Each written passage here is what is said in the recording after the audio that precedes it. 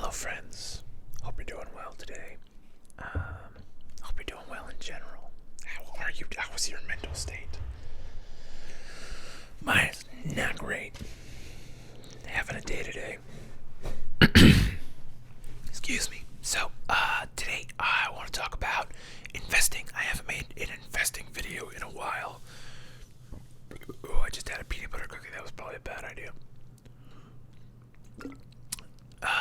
Haven't talked about investing in a while, so I figured let's make an investment video, talk about my strategies for this upcoming year, 2022. So first off, let's see, how did the year end for me? I'm up overall quite a bit. But I need to do a little bit of math to see like how much of it is just from direct contributions, how much of it is from the GameStop stuff that happened last January, and how much of it is from active trading moves that I've made. I'm kind of suspecting that I'm not any kind of genius trader, but I think I did okay. I don't think I did amazing, but I think I'm up a good amount. More than, the standard 8-10% that most people would see most years. But I think last year a lot of things were up a lot, so I think a lot of people did pretty good in the market. That said, at the very end of the year, I made an option play. So if you're not familiar with options, basically options are where you are buying and selling the opportunity to buy and sell stock at a set price that you set before a future date.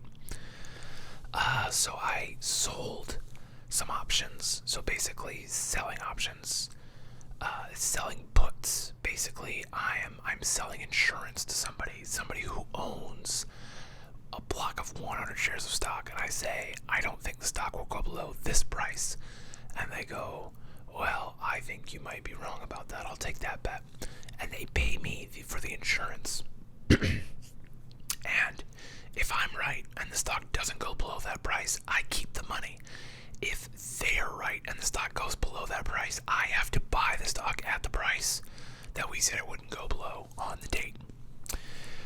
So that said, I was trading on what's popularly known as a meme stock called PLTR, which is it's like a data mining startup out of Colorado. There's some cool things that they're doing, but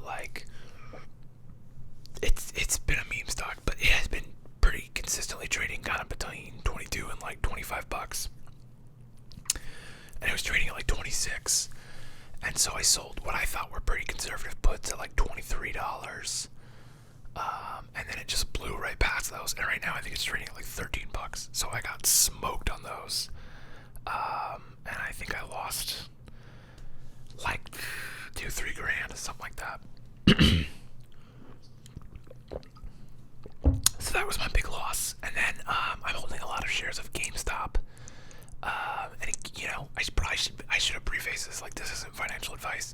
I'm a fucking idiot. I went to business school for whatever that's worth, but I'm not licensed. And if you take my advice, you'll probably lose money. So maybe don't. But anyway, I'm holding. I don't know. I think I've got. Let's see, 90, 20, 10, 20. What is that? 90, 20, 10. So that's what 50 plus 91. I think so. 141 shares of GameStop right now, and GameStop has been on kind of a slow decline. A lot of the tech stocks in general, kind of at the end of last year, got smoked pretty hard. So if you had a portfolio that was heavy in tech, you got reamed a little bit. Which PLTR, that was the one I got reamed on. My shares of GameStop are down. I think they're down 50%. I think my cost basis on the GameStop stuff, that's the cost basis is the average of what you paid. I think it's sitting around $150, and right now GameStop, it bottomed out at 90 something. Currently it is trading at 97. So it went up this week. I think it peaked, where did it peak? 115-ish. So not bad. So now it's back down to 97 again. which I think that's a good price to buy. I'm long on the stock. There's a lot of theories and ideas out in the world that the stock is overly shorted, and a short stock. So if you don't know, let's explain what shorting a stock is. Shorting a stock essentially says, okay, let me try to explain this simply. Basically what's happening is, if I want to short a stock, I think the stock price is going to go down. So what I will do is I will borrow shares of the stock. I will sell the shares of the stock for the price it's at. And then later when the price dips, I'll buy them back and return the shares. And I get to keep that gap of money. And for that, I'll pay, rent on the shares, because I'm just renting them for a limited time. The problem is that because of whatever kind of crazy fuckery some people are doing, they created synthetic shares. There's a way to do this where you are basically they're borrowing. I don't fully understand it here, so I'm gonna look like an idiot, but that's okay. Basically, they're borrowing shares without collateral, which is not a good idea in general. But the idea is that they're trying to borrow enough of them and force the price down, and kind of just sell it back and forth to drive the price down to the point where the company goes bankrupt. And if they do that, then obviously they don't have to return the shares. So that's kind of what happened with like Toys R Us. But the corollary to that essentially says that with enough of these synthetic shares created, with enough of these shorts outstanding, they have over shorted the stock to a point where they can't possibly recoup they can't possibly buy back if the stock goes too high. And if the stock goes too high, the brokerages and the market makers will do what's called a margin call, which basically says you need to shore up your position, buy back the stocks, and return them, or we're just going to start liquidating your assets to cover your debts. Because if the brokerage doesn't do that, then the brokerage is on the hook to replace the shares to the rightful share owners. And that's known as a short squeeze.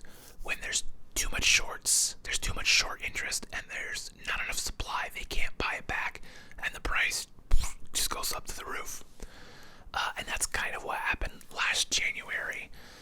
It was at the very beginning stages of it, and then through, so essentially is crime, through actual crime, they were able to halt that rise and keep it to a level where they didn't get killed.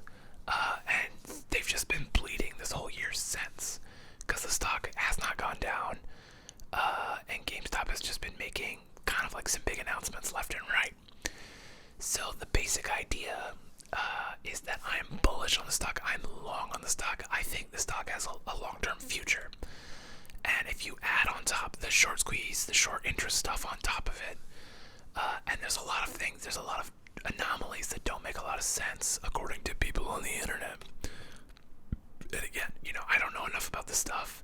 I don't research enough about this stuff. But I like a lot of the basic ideas that GameStop has.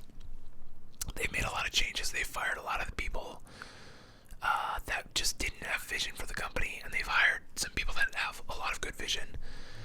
Chief of which is Ryan Cohen. He's the guy who founded Chewy.com, and he took just pet food to like a $4 billion company. So he's been hiring on people he works with, people from Amazon, people from Walmart, people from Google, so they know their shit. And it's like, the way I try to explain it to people is basically, if GameStop can pivot just a little bit away from kind of a retail game space and more into a sort of, think about your local comic book store. If you have or haven't been to a local comic book store, go check one out and kind of see what that's like. Because it's not just comic books. There's board games, there's figurines, there's all kinds of stuff. And when you start to look at things like Warhammer pieces, that are not very big, and they're worth, some of them are worth 10 to 20 to $30. Some of them are worth hundreds of dollars. GameStop can do the same thing it used to do with used games, which is arbitrage. They're buying cheap and they're reselling it for more money. So all they really have to do is up the player base of games like Warhammer, games like Magic the Gathering, and the way to do that is just to take some of the floor space away from the tchotchkes they've been selling, the Funko Pops, and all the bullshit where they really don't make a ton of money, and actually just have tables and set up weekly card games, leagues, that kind of stuff. Because if there's a place to play, you can increase the playership. They're coming to your store. You're selling the things right there. Like it sells itself. So that's one idea. They've been talking about doing like build a PC stuff, and that opens up a whole lot of avenues for them. But most importantly is the esports category. And when you look at like the League of Legends and the Fortnite, when you look at the world championships of those, or you look at even going back into the past, like StarCraft, the world championships, those have huge viewership numbers, and if you can get exclusive streaming rights, the League of Legends one did better than the Super Bowl viewership wise. So you're talking millions of people. If you hold the rights to the stream, you could basically just think of all the tech advertisements, think of all the keyboard, the Corsairs, the processing units, the Sony, the Microsoft commercials. You have that captive audience that's a little difficult to reach with traditional media. And just boom, right there. There's so much money to be made with the esports thing. And then obviously they can do local LAN stuff, and they can just pivot just a little bit. And they have tons of cash on hand. They have no debt. And they're rapidly closing stores because they have way too many stores. And that's another thing they need to do is like here in Omaha, they have like 8 or 9 stores. And the thing of it is like if you go to any one, the amount of duplicate stuff between all 9 stores is, that Venn diagram is a fucking circle. It's almost all the same stores have the same stuff, and it's the same shit you can get at like Target or Walmart. So there's really no point to go to a GameStop other than the used games, which are slowly kind of on the decline as more people are buying digital consoles. And so think about it more like this is, if you go to GameStop, if you play video games, would you rather drive 2 miles to go to the GameStop that doesn't have that much stuff, or would you rather drive 4 miles to go to a more centralized location that was much, much bigger and had more unique stuff, including tabletop shit to both play tabletop and to buy the tabletop and to learn about it and all that stuff? They could make these like really epic gaming centers, and they could even start pulling in comic book stuff. So think about if Amazon started with books, think about GameStop kind of transitioning into just like nerd stuff. And so I think there's a lot of potential if you just look at it from that angle, through that lens. Like, okay, if they can execute like even a little bit on some of these ideas, there's a fuckload of money to be made. So I'm long on the stock. I've got 140 shares of it. I'm gonna hold them. We're gonna see what happens. If the short squeeze thing happens, and the price goes insane, I'm gonna sell. And if not, I think the stock will be worth a lot of money in the next decade. So that's my GameStop pitch for you. But that has nothing to do with my trading strategy for 2022.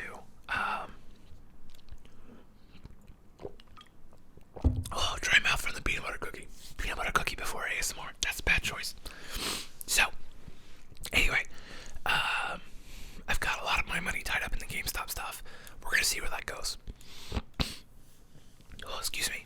In the meantime, what I've been continuing to buy and sell options. Well, I'm not buying any options. I'm only selling options. I'm selling covered calls on my PLTR stock, which is worth half of what I paid for it.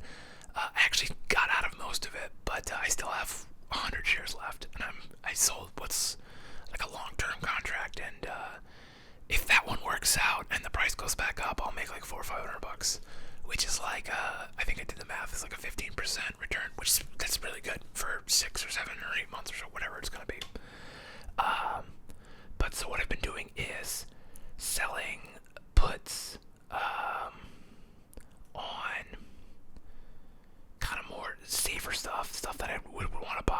I sold puts. Right now I have a GoPro one because I understand what GoPros are. I understand that market. I do camera shit for a living. I own like 5 GoPros. I'll probably buy another one here soon once they release. I usually buy like every other one. And the last one I bought was an 8. So I'll probably buy like the 10. Well, the 10 already came out, I think. Or I'll buy the 11. Anyway, so that one's doing pretty good. It's down a little bit today, which is like, oh well, whatever. As long as it stays above $8 by Friday, I'll be good. But if you look at their, like, they haven't been below $8 since COVID. I don't even think even with COVID. There was that big COVID blip where everything was down. Yeah, that was the last time it was below $8, and it was barely below $8 then. So they'd have to have a really bad earnings for it to go below $8, and even if it did, it'll bounce back up. So, if I buy it at 8, I'll be able to resell it at $8.50 probably within a month, and make $50 on the deal, plus what I sold this contract for, and maybe I'll do covered calls on the way back up, so make money then. I also have one on Ford. Ford's doing pretty good. It's a $19 put, so it's trading at 20 now, so as long as it stays above 19 by end of trading Friday, then I win that play. And so what I've been doing with those, last year what I was doing was I was taking the premium, the money I was getting from selling the options, and I was just re-rolling it into more option plays.